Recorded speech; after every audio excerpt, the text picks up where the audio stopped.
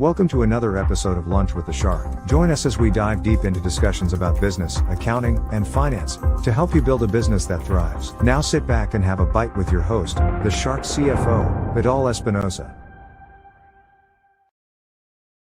Well, hello, good afternoon. Welcome to a new edition of Lunch with the Shark. I am your host, VIdal, the Shark CFO, Espinosa, and it's great seeing you today. We have a very special program today. We have a guest. We have a guest from a podcaster that it's called How Cool Is Your Podcast? Brian Reitz. He's going to be here with us in a couple of minutes, and he's getting ready. We're really excited to talk to him because his podcast, I actually invite you to listen to it. How cool is this podcast? It's really, really good because it makes you think a lot. And that's the point of podcasts, to inform you, to be innovative. As this week's topic is to be innovative, okay? So what are we celebrating today? It's actually funny because today we are celebrating National If Pets Had Thumbs Day. Really? If Pets Had Thumbs Day.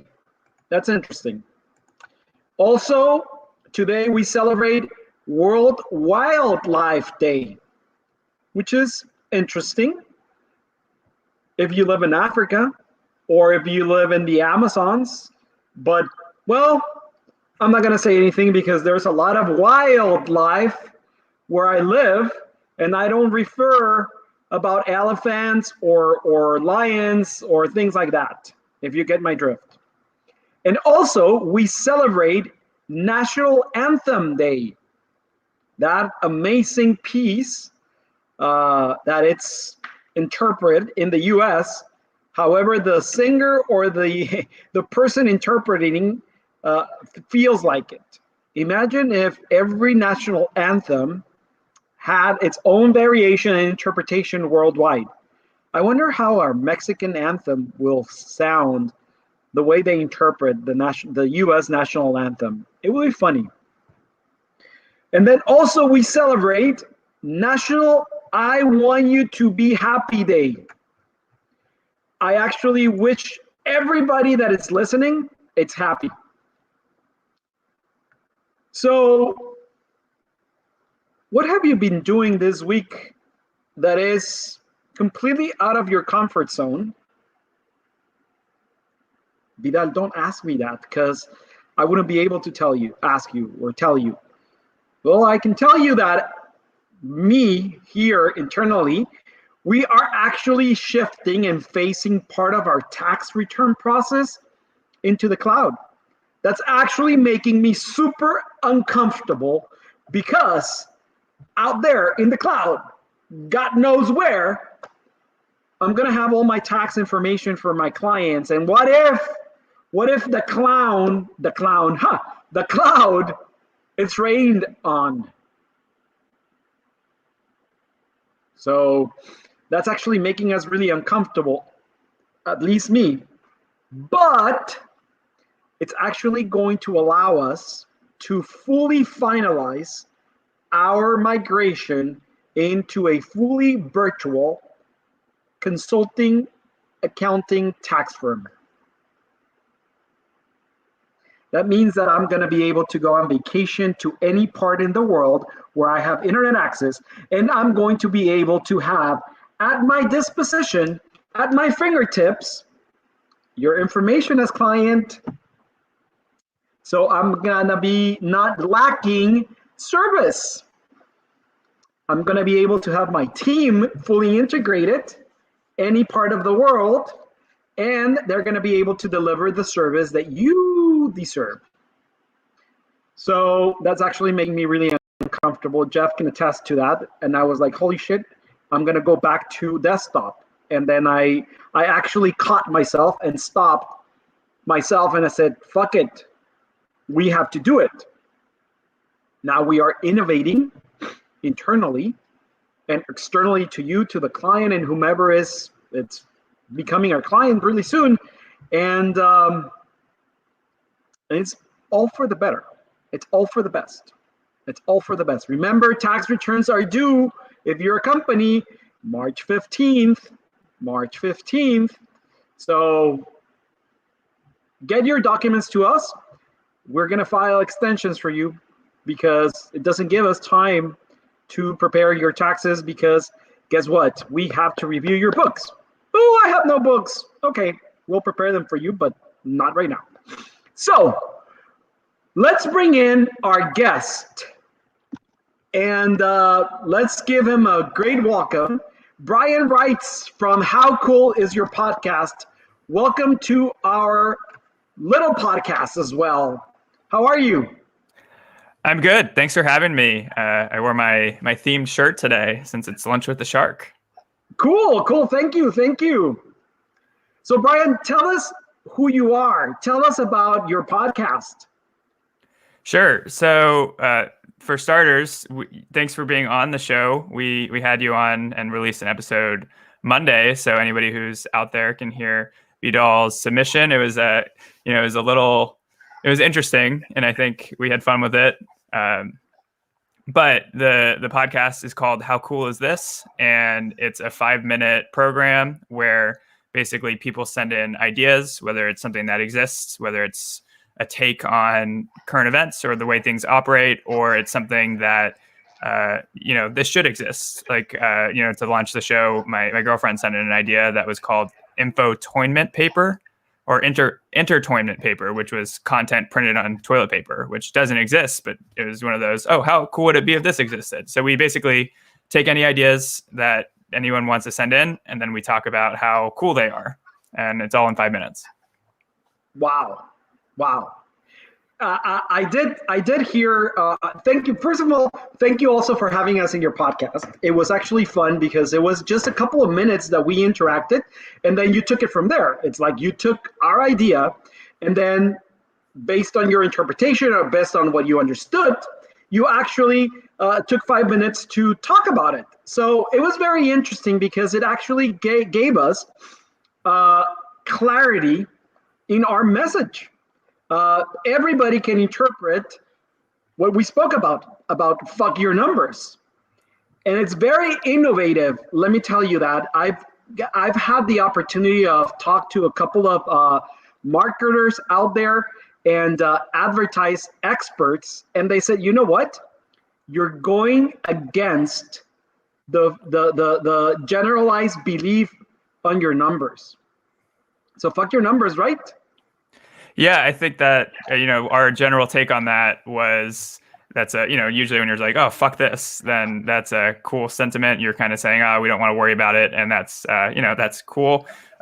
You mentioned afterward that it was a different take than you were expecting. So I'm actually curious what your general, what your premise was. And I get the sense that it's more like, we'll take care of this. You don't worry about it. That's exactly it. You as a business owner, you're not supposed to worry about every single aspect in your business. And I can attest to that. I just had a client right now. I said, hey, your tax return is due March 15th, and I'm pretty sure you don't have accounting. And he's like, oh, no, I don't know accounting. And I said, that's perfectly fine. You're okay. Don't worry about it. He's like, well, just teach me and I'll do it. I said, no, I'm not going to teach you. Just focus on what? On revenue and growing your business. That's it. Let us worry about your accounting, your books, and your taxes. Let us guide you with that. So that's basically it. That's basically what we mean with fuck your numbers. Everybody out there is telling you, know your KPIs, know this, know that, da-da-da. Like, if you are in business, what would you think, Brian, would be the most important thing? Yeah, I mean, theoretically, the numbers, I guess, because that's how you stay in business if you don't have those aligned. But I guess in the other regards, it's your customers. But if you didn't go to school or you don't know anything about bookkeeping, accounting, what's going to happen? You'll end up with a mess with unclear books, and then you'll see your numbers and they're like, fuck, I'm losing money. Yeah, I think in any case, there's a sense that an entrepreneur or anybody who's building out a business or something for customers, you want them to be able to do what they do best and not have to worry about some of the little things. And example of that would be with podcasting, where we would love to just make the podcast and promote it, but there's all kinds of ticky-tack, little organizational and process-oriented work that anybody has to do, and that isn't just podcasting. That's across the creator economy or any business where part of the deal is interacting with the government and doing a lot of the paperwork and all the stuff that isn't serving your customers, because we all have to function in the society. But wouldn't it be more interesting or better, you will have more satisfaction if you knew that somebody was taking that piece away from you and saying, don't worry about it, I'll give you the numbers that you need to know, go out there and monetize, capitalize on your product, which is your podcast, and generate revenue, and don't worry about it. Just do what you love doing, because I'm pretty sure there's a reason you started the podcast with your girlfriend, like the idea that she brought to you, and then you started from that as maybe as a game, and then it turned out into a business. Yeah, so we actually we started to get revenue, I would say, in the last month, which I could go into in a bit. But the idea was actually, I hosted with my partner Nick Holder is his name, who you heard on the program when you submitted. Yes. I interviewed you, not as in depth as the way that we're doing this, but we were walking through a train station. I'm in New York, so it's actually not lunchtime for me, but I know it is on the West Coast. And we were walking through a train station, and there was an advertisement that said it's 90 minutes to Philadelphia. That's a podcast, which we thought, okay, that these are getting too long. People, especially millennials, don't really like to watch movies as much, but then they'll spend 4 hours on Netflix watching a television show. So there's this kind of bingeable format that people just want to be in control of, saying, I'm going to click the next thing. So we wanted to create something that was short form for podcasting, which there were a few things, but we started in mid 2019 at the time. That was before Quibi, if anybody's familiar with the $1.5 billion disaster in short form content that happened last year. They raised a ton of money and blew it quickly, blamed the coronavirus, but really just had a bad go-to-market strategy. We've outlasted them, but we also didn't, have as big of aspirations. I mean, maybe long-term, but not immediately. Didn't have as many investors. Then from there is, I think when you're launching something new, you start with your network. So it wasn't so much like I want my girlfriend's toilet paper idea to go big. It was more of a, hey, she has this interesting idea. This would be a perfect example for other people to kind of feature. But, I think the other thing too is there's so many things that people have in their mind, like, oh, this should exist, that they don't necessarily follow through on because they don't have the resources, or they don't, I don't know how to print ink on toilet paper, but maybe there's someone out there who does know how to do that. So just put that idea out into the world, and then it can happen. And eventually we want to scale out to where people come with ideas similar to Shark Tank, and then we can help bring them to reality. But for now, we are a podcast. Well, but that's really good, because you are innovating. You actually knew who you were going after. You actually knew what you wanted it, and you are capitalizing right now. So tell us a little bit about how are you monetizing this right now. Like you said, like last couple of months, you've started generating revenue. Look, this is not a sprint. This is not just a quick thing. This is a marathon. This takes time, right? Yeah, and it's definitely been a long year and a half to get to this point, where especially with podcasting, which I know this is more of a, it's a video show that syndicates as a podcast, but you put a lot of time and effort into setting it up, and then you don't always see the immediate results. I don't know how many people are watching. I'm sure there are more now than there were when you first started the series, but it's I think because we have the 5-minute program, we're able to see, after we've done about 88 episodes now. So after we had that critical mass of episodes, we're able to look at the data, the numbers, if you will, and see that, okay, we don't have the Joe Rogan audience, but we were able to see that when someone discovers the show, they'll listen to 20 episodes in a day, because we'll have like a spike of episodes, but no episode was listened to more than, 2 times. So the theory is, okay, people are listening to a lot of episodes in one day, which we've then been able to kind of sell into advertisers who normally buy higher cost per impressions, because, they're looking to make a mass reach, and we're able to sell it as an investment because, it's a low cost right now that eventually will pay back, because when people discover it, they'll listen to a lot more episodes. So we were able to kind of sell that into somebody, and we got a sponsorship, which isn't the normal podcast advertisement. I think the typical podcast advertisement is something that, they give you 30 seconds of ad copy to read, and they have the podcaster speak that. Since we were only a 5-minute show, we had to get more creative in that, because that's going to take up the whole program. And we have a few different models from that, but we're going to be producing a new line of content in a kind of a virtual event space, so to speak. And then have a presenting sponsor for that episode, rather than necessarily ad copy into it. That is really, really good information you just gave us, because what it tells me is that you actually did not care about the COVID. You actually took action. You had your mindset done, set your focus really clear. And tell me, this is a question that pretty much everybody asks.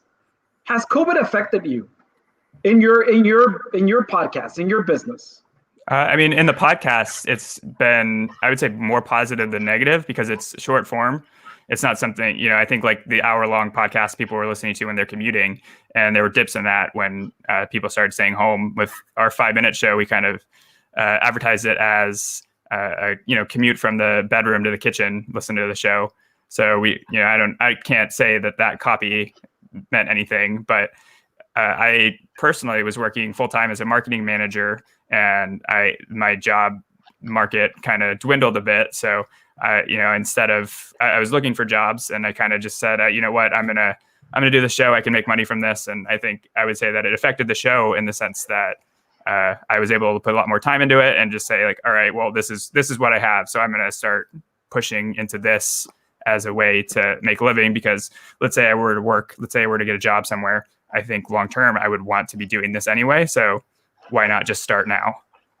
So it pretty much pushed you out of your comfort zone to create this and do this. Like, it actually expedited maybe the idea. Yeah, I think in general, it was an accelerant where, a lot of the companies that you saw close down were already dwindling. A lot of the companies that succeeded, the tech companies, the software as a service companies, were already on their way up, and then they just kind of skyrocketed because they were prepared to work from home. All the first companies to say work from home, work remotely, were tech companies. So I think that it was an accelerant for me in that regard, or for the How Cool Is This program. We actually have a product for the startups that it's called Startup on Steroids. And we actually accelerate their accounting, books, company creation, and we help them through a group forget about their back office and focus on what you just did, on their product, on their service, on the delivery. We call it Startup on Steroids. Yeah, and I think if people can figure out how to do that, then they don't have to pay for a lease in person. So they're saving $3,000 a month. That pays for probably the program itself. Yeah, minimum, because we actually help them forget about what you just said. Forget about their back of the house.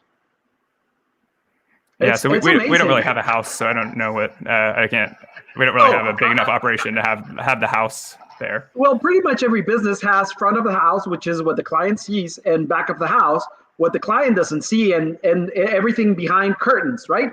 And I call it back of the house because I have some restaurant experience.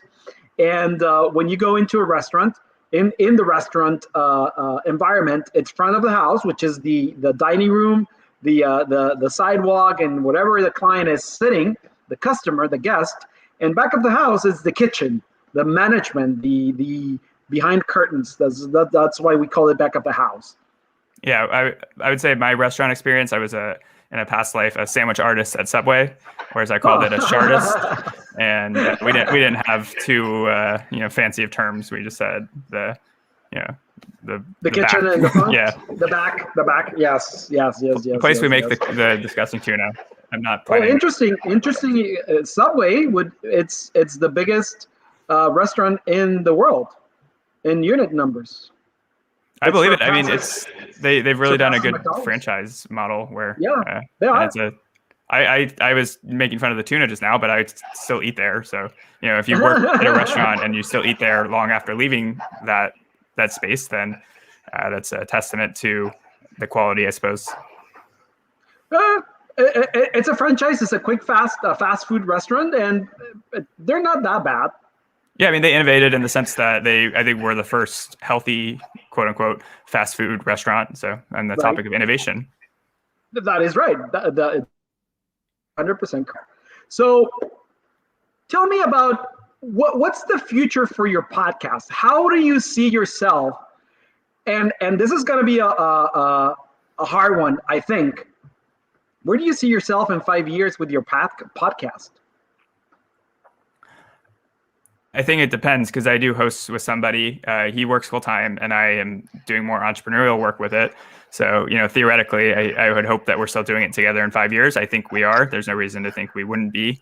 In an ideal world, it would be where we have some resources that we have. We've built out an audience. We have a few different revenue models where then if somebody comes with an idea, that is interesting. Like we had somebody last summer who suggested a service called Hire a Karen, which, if you're familiar with the Karen terminology, it's like the woman who finds grievances where she shouldn't, so to speak. And then the thinking was a service where you could get something like that to deal with customer service complaints for you.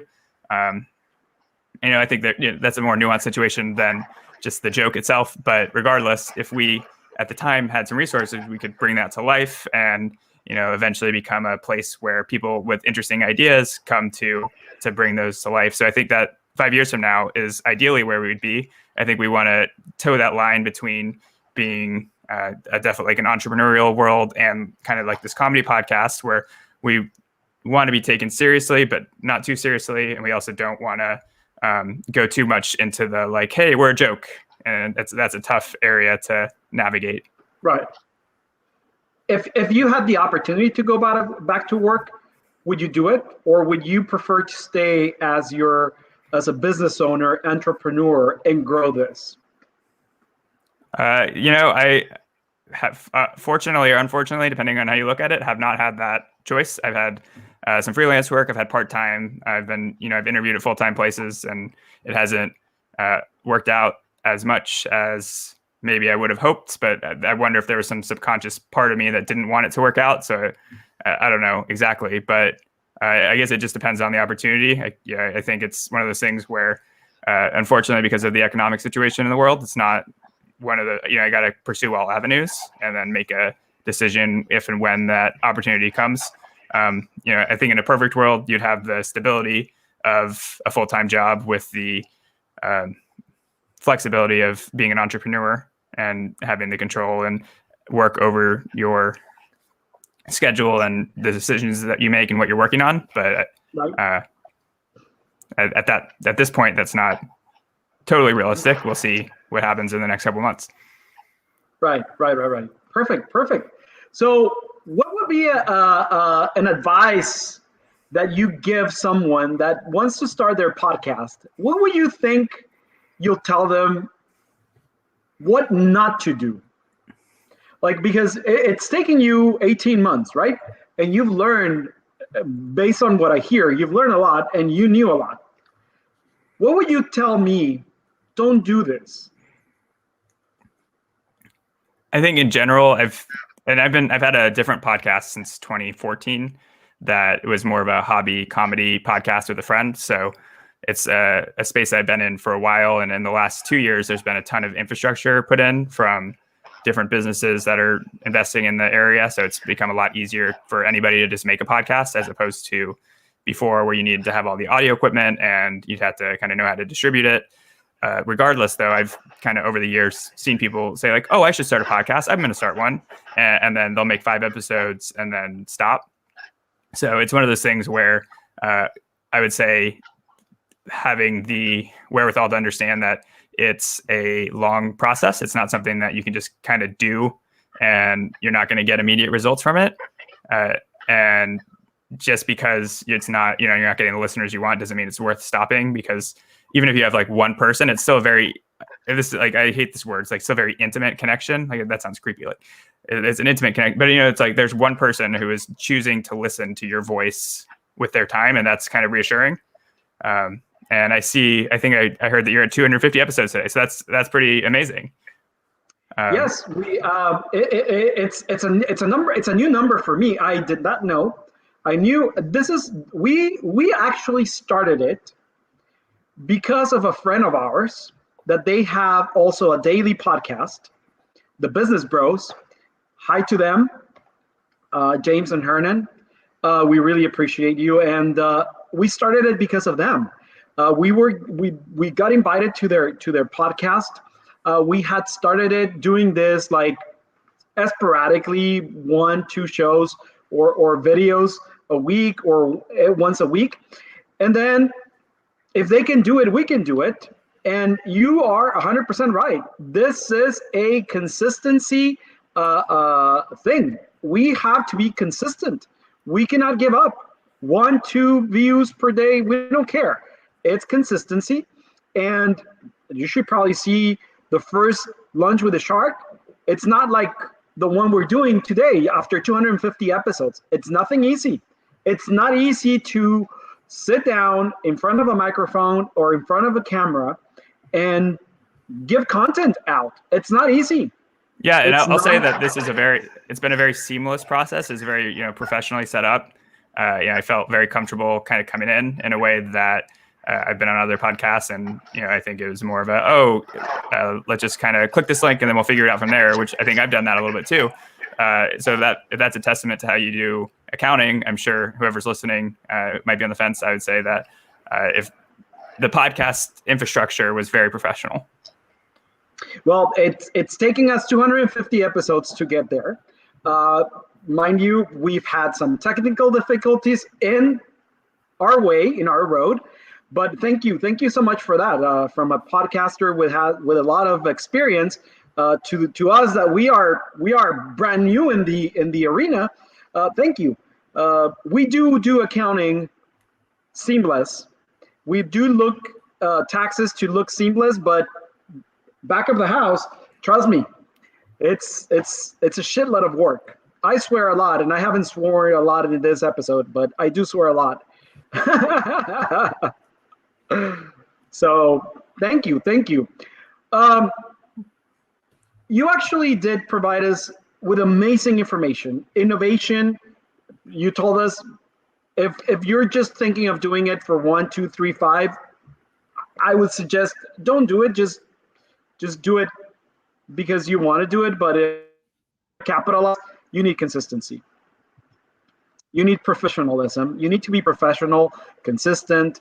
Know what you are going to talk about. Don't pretend you know it, because people will call you on your BS. This is the environment that we're living in right now. People will call you on your BS. Yeah, but if they do that's engaging content. So ultimately, you are serving your listeners. That is right. You're 100% right. I'm just looking for the upside to it, because it's National I Want You to Be Happy Day. It is, yes. And we always try to make our listeners happy. I throw out some jokes. I curse at the right moment when it needs to be cursed. And some people call me and say, hey, dude, like, you're so funny in that sense. And we try to make business funny. We need to make it relaxed. Like, dude, like, you're biting your fingers for the next revenue stream, for the next client. Let's make it easy. Let's relax. I have a saying in Spanish, relájate, güey. I don't know if you speak Spanish or you understand, but it's no hablo mucho, pero, or no hablo mucho y no comprendo. Oh, okay. So the phrase "relájate, güey" means just chill out. C. That's pretty embarrassing. That's fine. That's perfectly fine. Don't worry. Not everybody speaks Spanish. I did come up with the joke because you mentioned that the national holidays. It was if pets had thumbs day and World Wildlife Day. The thought was if pets had thumbs day, they wouldn't be pets, and we'd just be celebrating World Wildlife Day. That is true. Not really that a joke. is it's a clever little turn of phrase. That's perfectly fine. So, any last thoughts for today's episode? Like, wow, it's really interesting for having you as a guest for 250 episodes. Yeah, I feel special. Thoughts? Thank you. Well, thank you. I guess just if anybody has ideas that they're passionate about or they think are cool, please consider sending them in. This is the link. We have a phone number that you can call, and it will just leave us a voicemail, and we can use that audio recording and put it on the show. We'll put it in here. Jeff, do we have it? I can say it. It's 848-863-9917. Again, please. 848-863-9917. And you can just perfect. Leave a voicemail of your ideas. So we'll add it and put it here and call them, reach out to him, because any idea, as bad as it might seem, you never know what happens. Trust me. If you ever seen Shark Tank, they've passed on such great ideas that I'm pretty sure they're bumping their heads to the wall. It's like, fuck, why didn't I go into the ring business? That's one of them. Yeah, I mean, I hope not, because I think they're set up that regardless of what they miss, they'll hit on something. Like, you get to a point where it's like your Shark Tank, you can just say this is a good idea, and then because you said it, enough people watch your show, they're gonna make it a good idea. Kind of like how Elon Musk can say that, oh, I'm investing in Bitcoin, and then it rises 20% just because he said it. Yeah. Anyway, that's a whole nother conversation, but that it is. Well, thank you so much for being our guest today, Brian. And then we're going to end up today's show. We always end every single show since we started it with a quote. And today we have a quote from Andy Warhol. He's an American painter. And he said, "They always say time changes things, but you actually have to change them yourself." That's very, very interesting. That's very, very interesting. Brian, thank you so much for being with us, for being on our 250th episode. Follow Brian, please. He has a very, very interesting podcast. It makes you think. How cool is this show? How cool this .show. And thank you so much. See you tomorrow. Bon appetit. Ciao. Adios. Thank you for listening to Lunch with a Shark. If you would like to set up a consultation with the Shark CFO, VIdal Espinosa, visit his website www.invictus-advisors.com, and don't forget to subscribe on Facebook, Instagram, YouTube, Twitter, and LinkedIn.